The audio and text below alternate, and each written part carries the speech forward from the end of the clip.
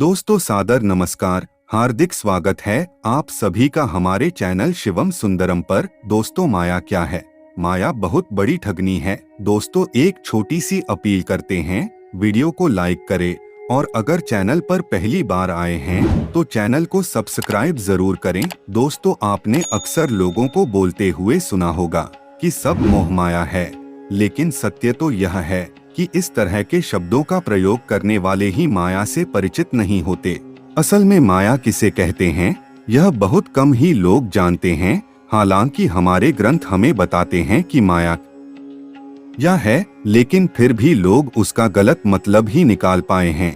इसीलिए आज यह जानना और इसका प्रचार करना बेहद जरूरी है कि असलियत में माया क्या है। माया एक तरह से भ्रम है। माया भौतिक वस्तु है, पुत्र पुत्रियां, बैंक बैलेंस, जमीन जायदाद है जिसे हम अपना मानते हैं, लेकिन वास्तविकता में सब यह माया है। यह सब भ्रम है और मोह यानी इनको भोगने वाला लालच हमारे अंदर भरा हुआ है।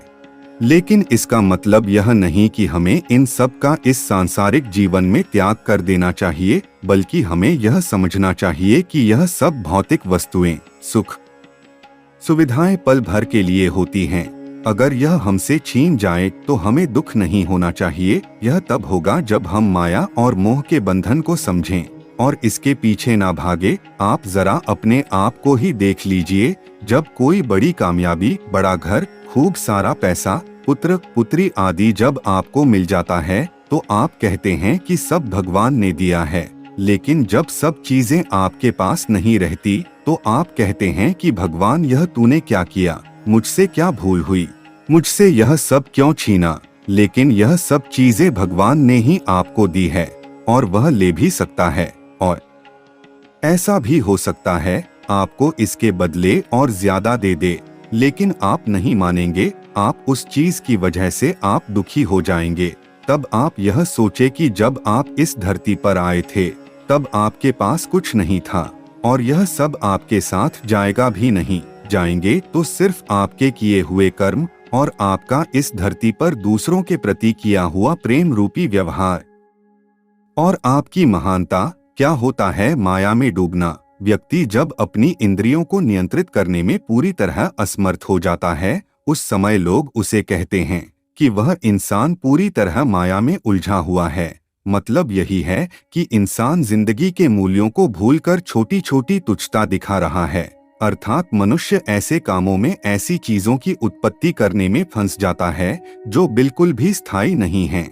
जब आप यह जानते हैं कि कोई चीज ही स्थायी नहीं है तो आपको उसमें अपना मन नहीं लगाना चाहिए, बल्कि आपको उस पर ध्यान केंद्रित करना चाहिए।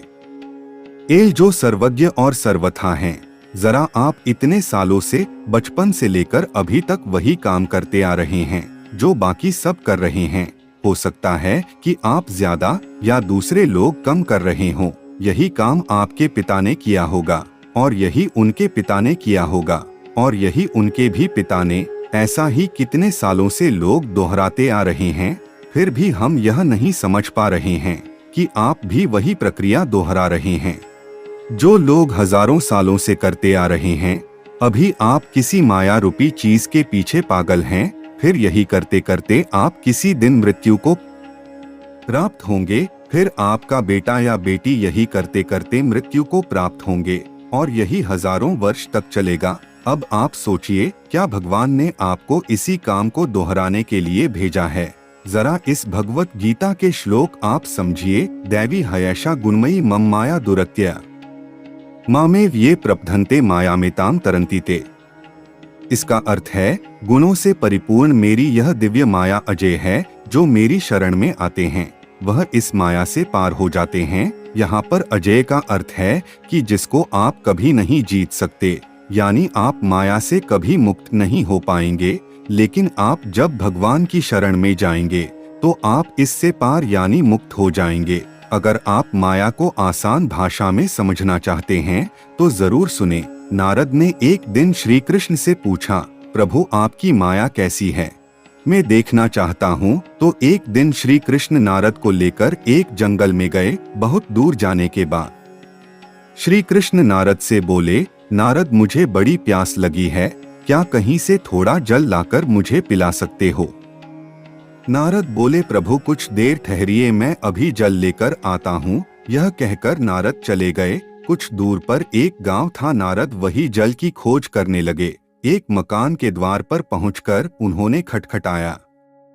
द्वार खुला और एक परम सुंदरी कन्या उनके सम्मुख आकर खड़ी हुई। उसे देखते ही नारद सब कुछ भूल गए। भगवान उनकी प्रतीक्षा कर रहे होंगे, वह प्यासे होंगे, हो सकता है प्यास से उनका प्राण वियोग भी हो जाए। यह सभी बातें नारद भूल गए। सब कुछ भूलकर उस कन्या से बातें करने लगे। धीरे धीरे एक दूसरे के प्रति प्रेम भाव उत्पन्न होने लगा। तब फिर नारद उस कन्या के पिता के पास जाकर उसके साथ विवाह करने के लिए प्रार्थना करने लगे। विवाह भी हो गया और वे उसी गांव में रहने लगे और धीरे धीरे उसके संतति भी हो गई। इसी तरह नारद को रहते रहते 12 वर्ष बीत गए और नारद के सास ससुर भी मर गए और उनकी संपत्ति के नारद उत्तराधिकारी हो गए और पुत्र, भूमि, पशु, संपत्ति, गृह आदि को लेकर नारद खूब स्वच्छंदता पूर्वक सुख से रहने लगे और अंत में उन्हें यह बोध होने लगा कि वह बहुत सुखी हैं। इसी समय उस गांव में बाढ़ आई। एक दिन रात के समय नदी दोनों तटों को तोड़कर बहने लगी और संपूर्ण गांव डूब गया। मकान सब गिरने लगे। मनुष्य, पशु, पक्षी सब बह बहकर डूबने लगे। नदी की धार में सब कुछ बहने लगा। तभी नारद को भी भागना पड़ा।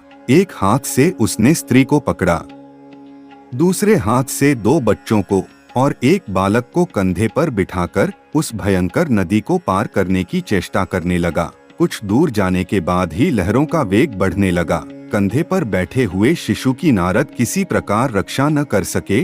वह गिरकर लहरों में बह गया। निराशा और दुख से नारद चीत्कार कर उठा। उसकी रक्षा करने को जाते ही एक और बालक, जिसका हाथ वह पकड़े हुए थे, हाथ से छूटकर डूबकर मर गया। अपनी पत्नी को वह शरीर की समस्त शक्ति लगाकर पकड़े हुए थे। अंत में लहरों के वेग से पत्नी भी उनके हाथ से छूट गई और वे स्वयं तट पर गिरकर मिट्टी में लोटपोट होने लगे और बड़े कातर स्वर में विलाप करने लगे। इसी समय मानो किसी ने उनकी पीठ पर कोमल हाथ रखकर कहा, वत्स, जल कहाँ है? तुम जल लेने गए थे, मैं तुम्हारी प्रतीक्षा में हूँ। तुम्हें गए हुए आधा घंटा हो गया। आध घंटा नारद के लिए तो 12 वर्ष बीत चुके थे और आधे घंटे के भीतर ही यह सब दृश्य उनके मन के अंदर से निकल गए। यही माया है। किसी न किसी रूप में हम सब इसी माया के भीतर रहते हैं। माया हमेशा बदलती रहती है। यदि आप इसमें फंसे तो यह आपको आपके अनुसार ही नियंत्रित करना सीख लेती है। जैसे आज ज्यादा पैसे कमाए हैं तो खुशी का अनुभव करते हैं और वही कल कम पैसे कमाए तो व्यक्ति दुखी हो जाता है। दर्शाता है कि आप माया के जाल में फंस चुके हैं, क्योंकि व्यक्ति को सिर्फ अपने कर्म से खुशी मिलनी चाहिए और अपने प्रयास करने चाहिए। चिंता करना भी स्वाभाविक है, पर सब कुछ होते हुए भी और की इच्छा रखने के लिए रोना तो दुर्भाग्य ही होगा। आपके जीवन की अस्थिरता का मुख्य कारण क्या है? आपको यह समझना बेहद जरूरी है, क्योंकि ऐसे कुछ तुच्छ कारण जो आपको प्रभावित करने में लगे हैं, वह माया में लिप्त होने के संकेत हैं। हमेशा बदलती हुई घटनाएं और आपके आसपास की चीजें ही माया है। स्थिरता तब आती है जब आप अपने अंदर किसी ऐसी चीज पर काम करते हैं जो बदल नहीं रही है, जो पूरे समय एक समान रहती है। इसे माया के जाल से बाहर निकलना कहा जाता है। यो तो लोगों ने माया शब्द के जाने कितने ही अलग अलग अर्थ निकाले हैं, जिसमें से एक और प्रमुख अर्थ है कि माया जिसका कोई रूप है, लेकिन जब आप उसे पकड़ने की कोशिश करते हैं तो वह आपके हाथ में नहीं आती है। दुनिया में सब कुछ ऐसा ही है।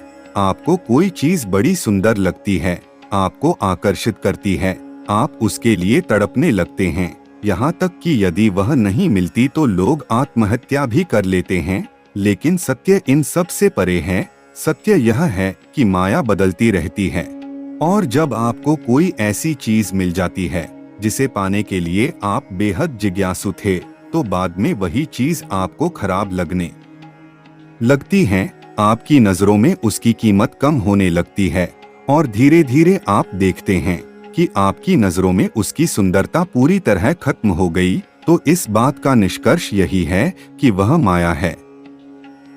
जो आपको आकर्षित करने का काम करती है, आपसे दूर रहकर आपको विचलित करने का काम करती है।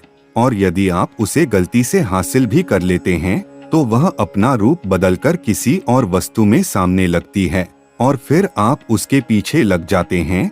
जो कुछ भी आपको विचलित करता है, भले ही वो कोई भी चीज हो या इंसान, तो आपको यह समझना चाहिए कि वो माया है और इसका काम सिर्फ आपको आपके मूल लक्ष्य से भटकाना है। इसके अतिरिक्त माया आपको कोई संतुष्टि नहीं देगी। यदि आप ऐसा सोचते कि कोई महंगी गाड़ी लेकर आप खुद को संतुष्ट महसूस करेंगे, तो यह आपकी सबसे बड़ी गलतफहमी है। इसी प्रकार यदि आप किसी महिला को पाना चाहते हैं और आपको लगता कि यह महिला आपके जीवन में आई तो आपको संतुष्टि मिलेगी, तो यह भी माया है। और आपकी सबसे बड़ी भूल है हर वह चीज जो तुमको अपनी तरफ खींचती है, आकर्षित करती है, आपके मन में उसके पाने के भाव बनाती है, वह सब माया है। ना ही उस चीज से संतुष्टि मिलती है जिसके आकर्षण की तरफ आप भाग रहे होते हैं, वही तो माया है। तो दोस्तों, आपको यह वीडियो अच्छा लगा हो तो लाइक करें और चैनल को सब्सक्राइब जरूर करें। इसी के साथ आपको हमारी ओर से ढेर सारी शुभकामनाएं। धन्यवाद। जय श्री राम।